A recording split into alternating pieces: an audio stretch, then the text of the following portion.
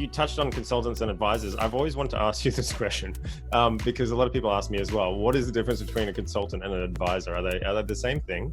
No, really very different things. Actually just released a e-learning program around building a portfolio career, because we're getting a lot of people now building portfolio careers, which is great.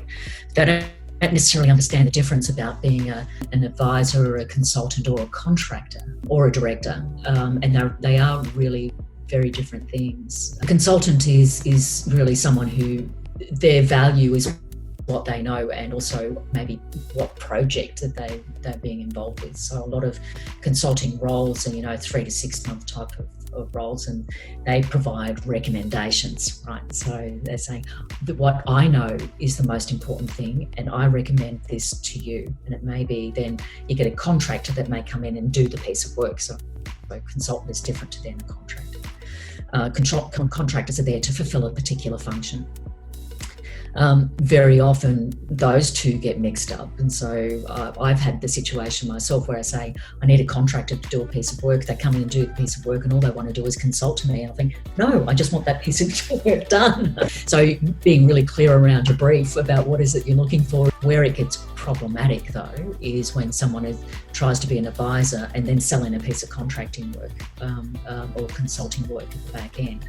That's where sometimes it can work, but sometimes it doesn't. And a lot of businesses, mainly the business sector, find that really challenging because they say, is that advice from you because it's good for my business, or is it because you're trying to sell me something?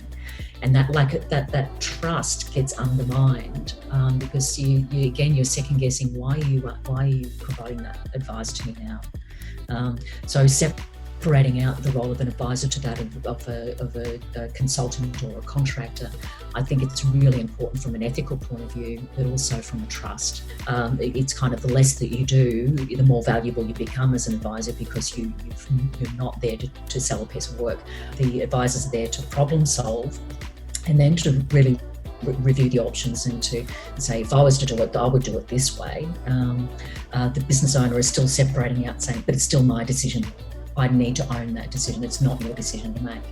And that's where sometimes the consulting relationship gets challenged, where consultants say, I recommend that you do this. And if a business owner then follows through and implements it and it doesn't work, they say, you told me that I should do that. They don't own that. They don't grow up in that process. So it's about stepping up and owning the problem-solving component to then make a really solid decision